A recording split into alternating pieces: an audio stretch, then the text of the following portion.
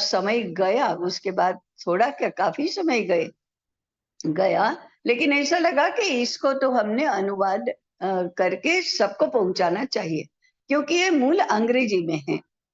तो अंग्रेजी जो पढ़ना जानते हैं वे ही इसको पढ़ पाएंगे। और धीरे धीरे वो तो काल ऐसा था, और आज भी कुछ मात्रा में तो है, कि आपको प्रबुद्ध जनों में अपनी गिनती करवाना है या विद्वान कहलाना है तो अंग्रेजी तो आनी पड़ेगी, और अंग्रेजी पढ़नी पड़ेगी, और अंग्रेजी में लेखकों के उद्धरण देने पड़ेंगे। और वो सब ऐसे अंग्रेजी जानने वालों का ही बौद्धिक विहार होता था, बड़े बड़े सेमिनारों में हो या कार्यक्रमों में हो, तो ऐसा होता था। तो अधिकांश जनसंख्या अंग्रेजी नहीं पढ़ती, अंग्रेजी नहीं बोलती, नहीं जानती, तो फिर क्या करना, गुजराती में अनुवाद करना, क्योंकि हम गुजरात में थे उस समय। तो उसका फिर 2 वर्ष के बाद हिंदी में भी अनुवाद हुआ, क्योंकि गुजराती हाथ में आते ही अब लोग कहने लगे कि अरे इसको हिंदी में भी चाहिए, इसलिए हिंदी अनुवाद किया। ये क्या है, इस ब्रिटिश भारत में आए उस समय भारत कैसा था, ज्ञान विज्ञान के क्षेत्रों में भारत की उपलब्धि क्या थी, उस समय भारत कहाँ था, इसका वर्णन, ये एक पक्ष है। दूसरा है ब्रिटिशों ने कैसे भारत को तोड़ा, माने ये सारी व्यवस्थाएं कैसे तोड़ी, अर्थव्यवस्था, शिक्षा व्यवस्था, समाज व्यवस्था, ये सब कैसे नष्ट किया, इसका वर्णन है। और तीसरा पक्ष है, अगर इसमें से मुक्त होना है तो फिर हमें क्या करना होगा, इसका दिशा निर्देश भी है। तो ये तीनों बातें हम जैसे लोगों को तो जानने जैसी ही हैं, इसलिए उसका अनुवाद हुआ। और आज जो भी हिंदी पढ़ते हैं, गुजराती पढ़ते हैं, वे सब धर्मपाल के ग्रंथ पढ़ते हैं। हमारे लिए नोट करने की बात यह है कि धर्मपाल साहित्य अपने प्रकार का एक नमूना है, उदाहरण है। उनके जैसे अनेक ग्रंथ उपलब्ध हैं, उन्होंने जैसे निरूपण किया है ऐसा निरूपण करने वाले अनेक भाषाओं में भी लोग हैं, परंतु वह साहित्य विद्वज्जनों के सामने और प्रबुद्ध जनों के सामान्य जनों के सामने नहीं आता, क्योंकि मुख्य धारा की शिक्षा में और देश चलता है उस धारा में उसका कोई प्रयोजन नहीं है। तो हमारा प्रयास है इस प्रकार के ग्रंथों को सामने लाना। उसके बाद ज्ञान सागर में जब हम पुनः प्रकाशन के क्षेत्र में गए तो ऐसा ध्यान में आया कि आज से 100-125 वर्ष पहले ऐसा भारत में भी एक वर्ग था जो चाहता था, जो विचार करता था कि स्वतंत्रता के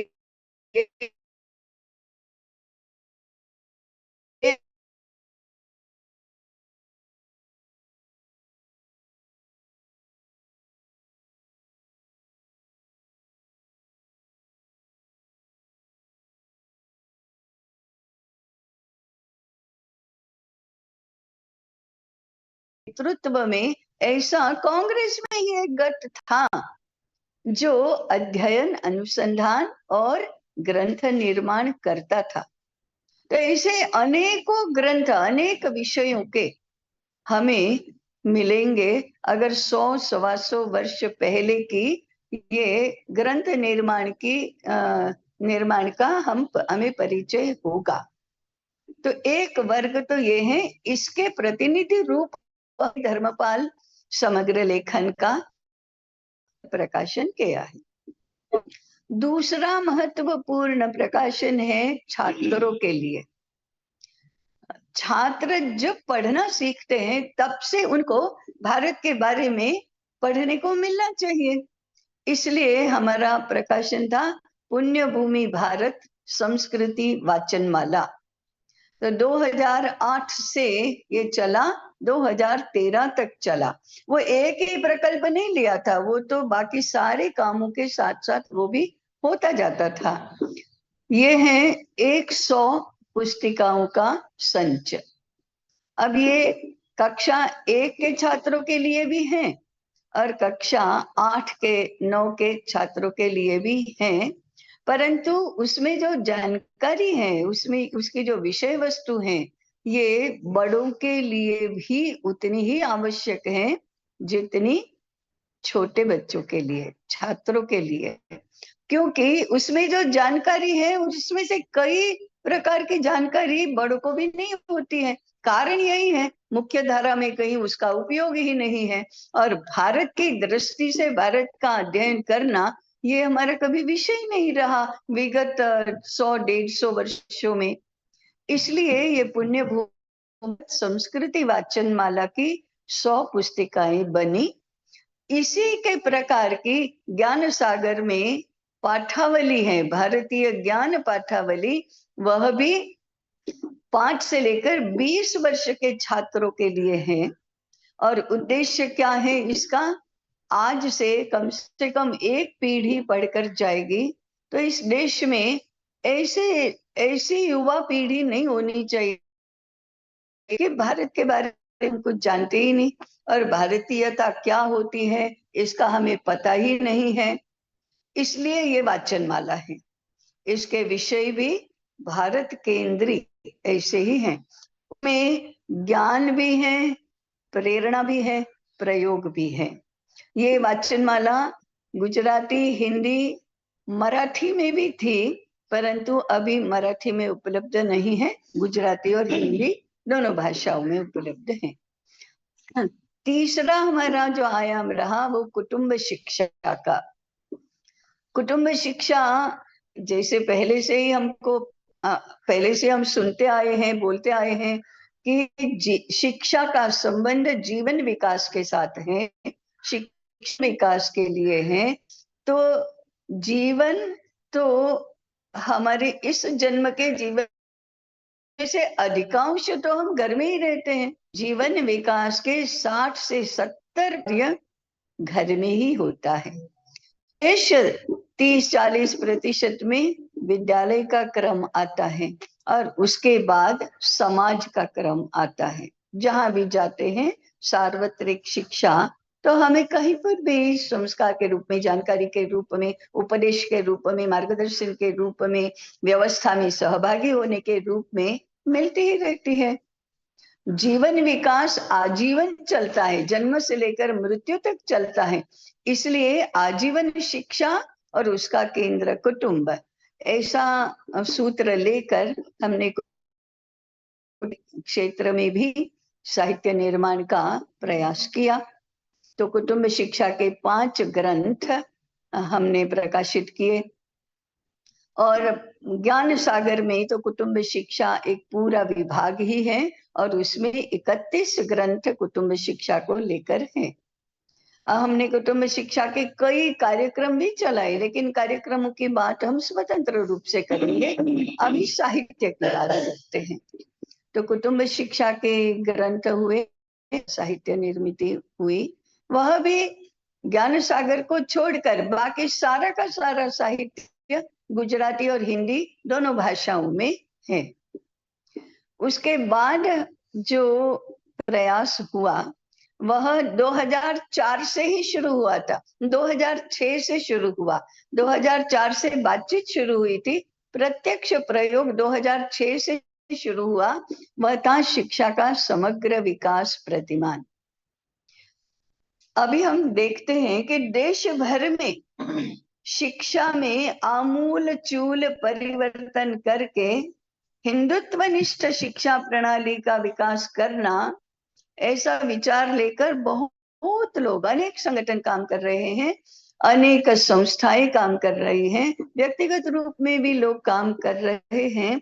परंतु समग्रता में शिक्षा के बारे में विचार करना, कक्षा कक्ष से लेकर समस्त राष्ट्रीय जीवन तक सभी पहलुओं को एक साथ लेकर विचार करना, ये अभी करना शेष था। इसलिए हमने पुनरुत्थान विद्यापीठ ने विचार किया कि हमको आमूल चूल है।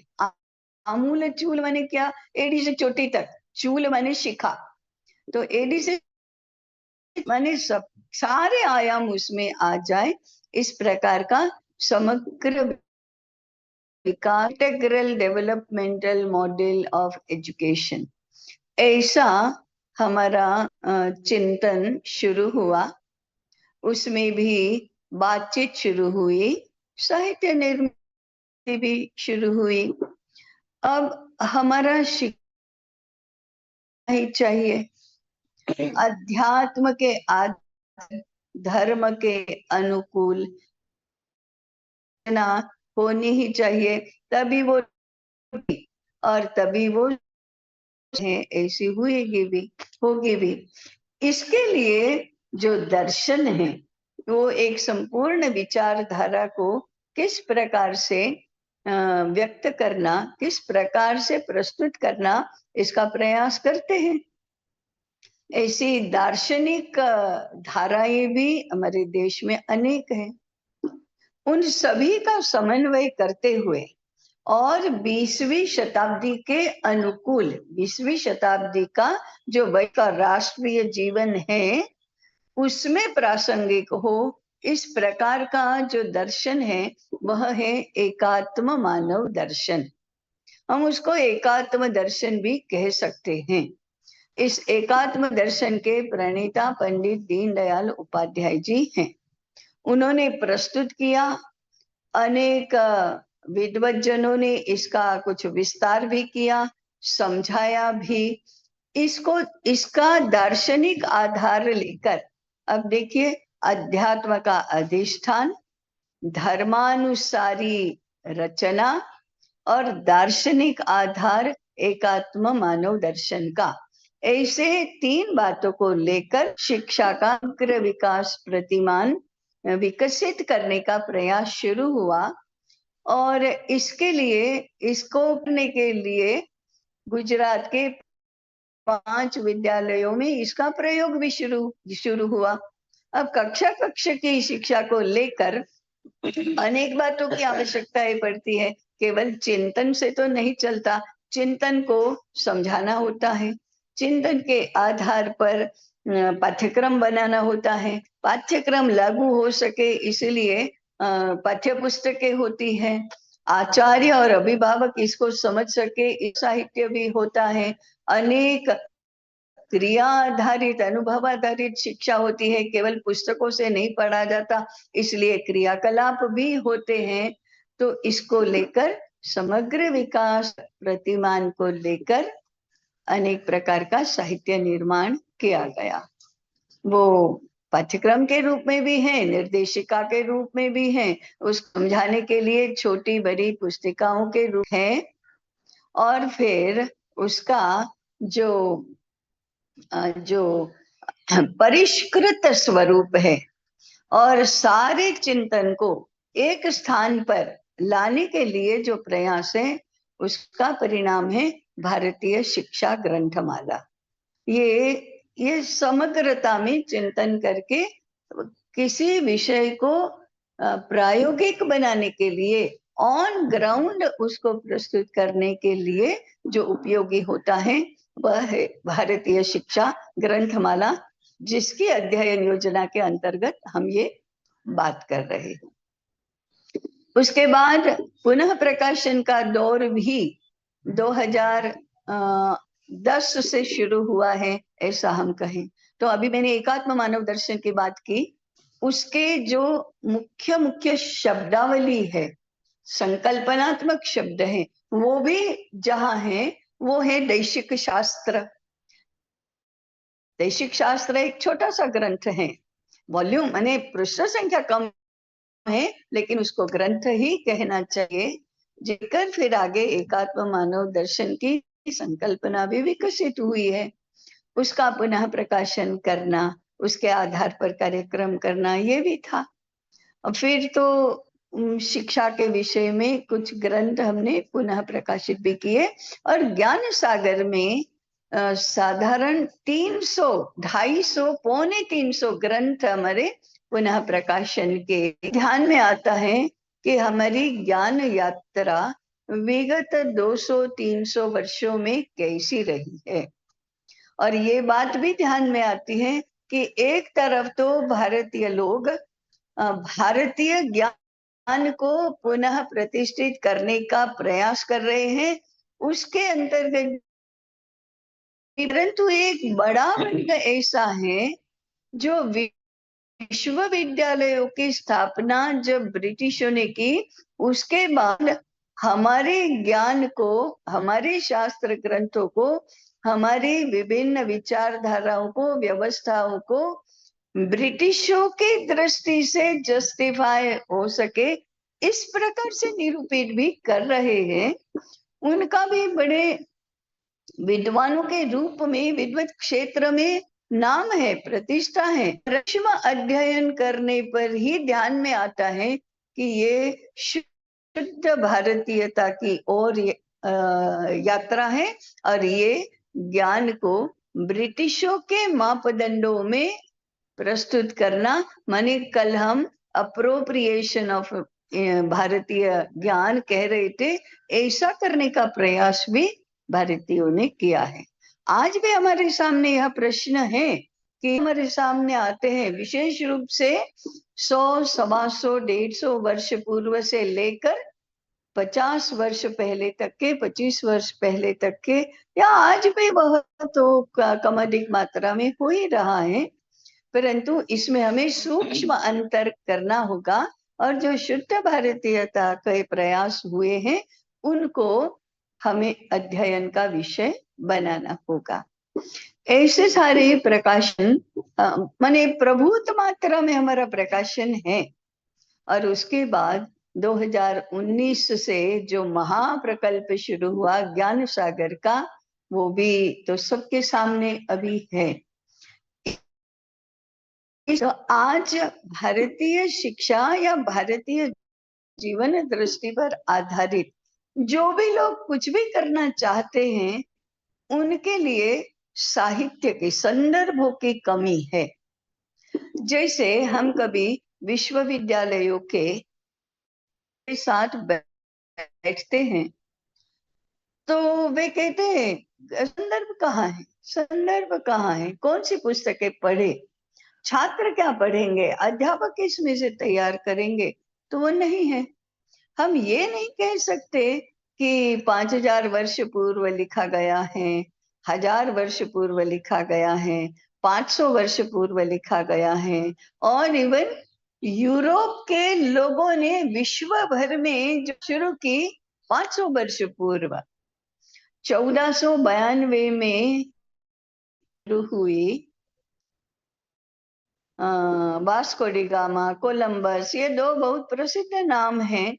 तो यूरोप ने विश्व के विभिन्न देशों पर आधिपत्य जमाने के लिए समुद्री यात्रा शुरू की और विश्व के देशों में कहर बरपाना शुरू किया। ये एक है। दूसरा है यंत्रों के लिए ऊर्जा से संचालित यंत्रों की स्थापना हुई, और भौतिक विज्ञान के क्षेत्र में इन यंत्रों के सहायता से जो प्रयोग शुरू हुए, जो खोजें शुरू हुई, इन्वेंशन शुरू हुए, डिस्कवरी शुरू हुई, उसने दुनिया को एकदम बदल दिया है। एक आधिपत्य की आकांक्षा, दूसरा विज्ञान के क्षेत्र में प्रयोग, तीसरा कम्युनिज्म का उदय, इन सब ने सारी दुनिया को उथल पुथल कर दिया है। फिर इस्लाम का प्रचार, इन सब ने विगत 500 वर्षों में सारे विश्व की स्थिति में पूर्ण। तो फिर 500 पूर्व के हमारे जो भी प्रयोग होंगे, 500 वर्ष पूर्व का हमारा जो भी साहित्य होगा, वो जिस रूप में प्रस्तुत किया होगा, वो अभी आज संदर्भ रहित अप्रासंगिक हो जाता है। इसलिए आज हमको नए से सब कुछ करने की आवश्यकता है। सब कुछ माने क्या? तो जो शाश्वत जीवन दृष्टि है, शाश्वत जीवन सिद्धांत, उनको न बदलते हुए, धर्म के जो तत्व हैं उनको न बदलते हुए, धर्माधारित रहते हुए भी आज के परिस्थिति में लोगों की जो आवश्यकता है, उनकी जो स्वीकार करने की क्षमता है, ग्रहण करने की क्षमता है, जहां जहां जिस रूप में बदल करने की आवश्यकता है, वो सारे संदर्भ बदल गए हैं। इसलिए बदले हुए संदर्भ में हमें नए साहित्य का निर्माण करना ही होगा। ये साहित्य विद्वानों के लिए भी होना चाहिए, ये साहित्य शिक्षकों के लिए भी होना चाहिए, परिवारों के लिए भी होना चाहिए, सर्वसामान्य सभी के लिए। जैसे कल कहा था, शास्त्र और लोक दोनों में जब कोई भी बात प्रसारित होती है तभी वह स्थापित होती है। इसलिए हमें शास्त्र से लेकर लोक तक सभी के लिए उपयोगी और विद्यालयों में और घरों में लागू हो सके, विद्यालयों में पाठ्यक्रम बन सके, पाठ्य पुस्तकें बन सके, इस प्रकार के साहित्य की महती आवश्यकता है। एक दो ग्रंथों से तो होना संभव ही नहीं है। ऐसा तो बहुत प्रचुर मात्रा में 1, 2, 5, 15 ऐसे तो बहुत उपलब्ध हैं, परंतु उनका समायोजन करना और कहीं पर तो उसको फोकस करना, ये बहुत जरूरी है। महाप्रकल्प हुआ, ज्ञान स्वतंत्र रूप से भी विचार करने की, जानकारी प्राप्त करने की आवश्यकता है, परंतु अब एक साथ परिचय देने के लिए मैंने ज्ञान सागर को भी उसमें जोड़ा है। तो कहने का तात्पर्य है कि गुजराती और हिंदी इन दो भाषाओं में हमने साहित्य निर्मित की। वाचनमाला एक आवृत्ति उसकी मराठी भाषा में हुई, अब वो आगे नहीं चल रही है। सागर केवल हिंदी में है। ऐसा हमने प्रभुत साहित्य का निर्माण किया है और अनुभव ऐसा है कि उसका स्वागत और स्वीकार भी हो रहा है। हम स्वयं अपने साहित्य के निर्माण के बाद भी हम कहते हैं पुनरुत्थान प्रकाशन संस्था से वह अर्थार्जन करना और विद्यापीठ का योगक्षेम चलाना नहीं चाहता है। वह की सेवा है, साहित्य की सेवा है, समाज की सेवा है, शिक्षा क्षेत्र की सेवा है। इसको हम सब जगह पहुंचाएंगे।